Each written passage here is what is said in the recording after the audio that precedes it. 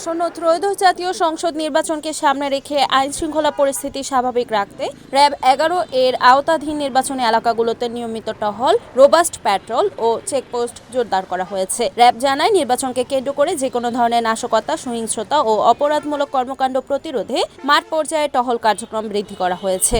গুরুত্বপূর্ণ সড়ক, প্রবেশপথ ও ঝুঁকিপূর্ণ এলাকায় স্থাপন করা হয়েছে অতিরিক্ত চেকপোস্ট। সুষ্ঠু, শান্তিপূর্ণ ও নিরাপদ নির্বাচন নিশ্চিত করতে তাদের এই কার্যক্রম অব্যাহত থাকবে এবং সন্দেহজনক যে কোনো কার্যকলাপের বিরুদ্ধে তাৎক্ষণিক ব্যবস্থা নেওয়া হবে।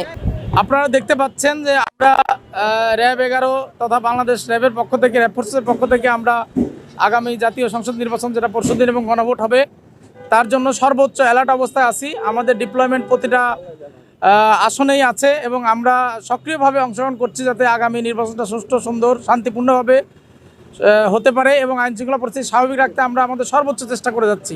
ধন্যবাদ। আচ্ছা, এটা তো আর ওপেন বলা যায় না। ঝুঁকিপূর্ণ আমাদের কাছে সমস্ত লিস্ট আছে, গোয়েন্দা তথ্য আছে, আমরা সেগুলোর ব্যাপারে এক্সট্রা কশন নিয়ে রাখছি। আমাদের প্রতি কনস্টিটিউশনে এক প্লাটুন করে কাজ করবে। 5 আসনে 5টা। 5 আসনে 5টা। রিপোর্ট সাগর খান, NAN টিভি, নারায়ণগঞ্জ।